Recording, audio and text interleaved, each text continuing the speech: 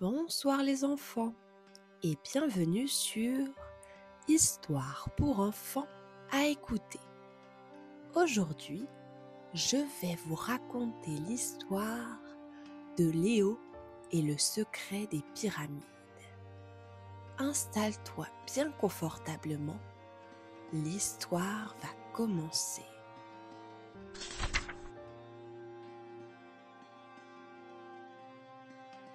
Léo était un petit garçon de 9 ans, plein d'énergie, de rêves et de curiosité. Son endroit préféré dans le monde, le grenier de sa grand-mère, rempli de vieux livres, de coffres mystérieux, de cartes au trésor imaginaires et surtout de silence. C'était son royaume secret. Un après-midi de pluie, alors que le tonnerre grondait au loin, Léo monta au grenier. En fouillant dans un vieux coffre, il découvrit une montre dorée gravée de symboles étranges qu'il n'avait jamais vus. Intrigué, il appuya sur un petit bouton central. Soudain, un rayon de lumière l'éblouit.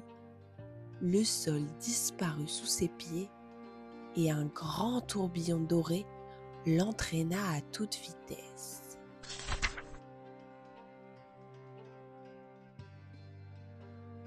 Quand Léo rouvrit les yeux, il était en plein désert, sous un soleil brûlant.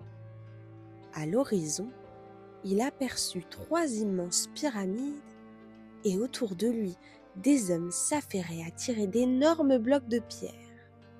Des chameaux passaient en file indienne et des palmiers se balançaient sous le vent chaud. Je suis en Égypte? L'Égypte des pharaons? S'exclama Léo, bouche bée. Il n'eut pas le temps de faire un pas, qu'il réalisa quelque chose d'inquiétant. Sa montre magique avait disparu dans le sable.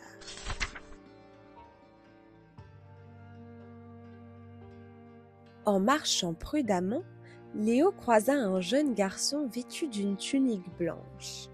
Il s'appelait Amon et il était apprenti scribe auprès des prêtres du temple.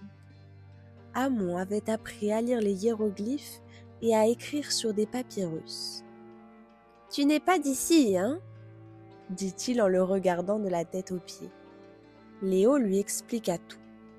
Amon, fasciné, lui proposa de l'aider à retrouver la montre. En échange de quoi, Léo lui raconterait tout ce qu'il savait du monde du futur. Mais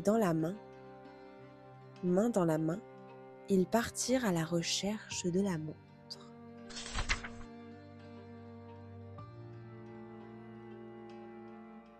Amon fit visiter à Léo le chantier de la grande pyramide. Il lui montra les rampes utilisées pour faire monter les blocs, les plans gravés sur des tablettes et même les prêtres architectes qui priaient pour que la construction honore le pharaon. Léo fut impressionné par la précision, la force des ouvriers et l'organisation. Il aida à porter de l'eau, puis visita un atelier de tailleur de pierre où un vieil artisan lui offrit un petit morceau de pierre gravé à son nom, écrit en hiéroglyphes. Mais le soir venu, toujours pas de monde.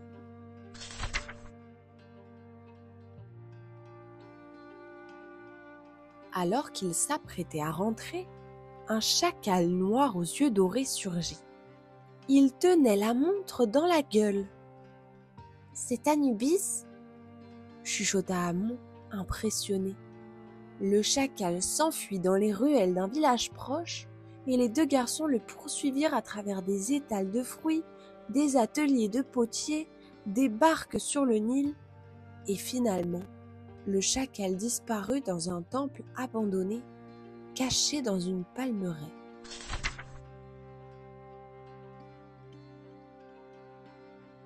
À l'intérieur du temple, tout était plongé dans la pénombre. Des torches anciennes s'allumèrent à leur passage. Sur les murs, des fresques racontaient l'histoire du pharaon oublié. Au fond du temple, une grande porte de pierre bloquait l'entrée d'une salle. Une inscription en hiéroglyphes brillait doucement. Seul le voyageur du temps, qui connaît le vrai nom du soleil, passera.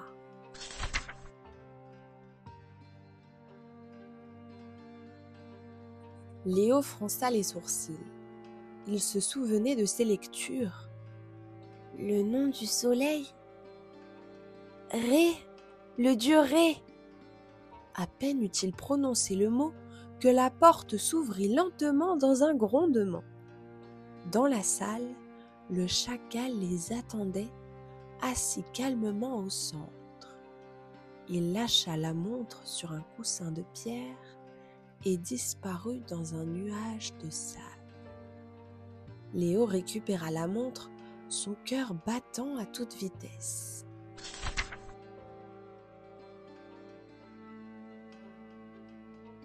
Le lendemain matin, Amon accompagna Léo jusqu'à une colline surplombant la vallée du Nil. « Merci Amon, tu m'as sauvé et tu m'as appris tant de choses. Reviens un jour, l'Égypte t'attendra. » Léo appuya sur le bouton de la montre, le vent souffla fort, le ciel devint doré et en un éclair, il disparut.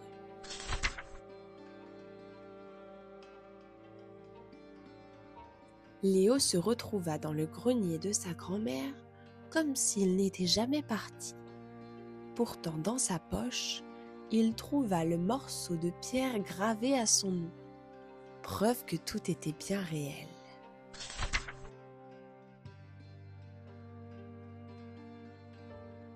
Depuis ce jour, il garda la montre précieusement et commença à écrire ses aventures dans un carnet qu'il nomma « Carnet du temps, mission Égypte ». Et ce carnet n'était que le début de ses voyages.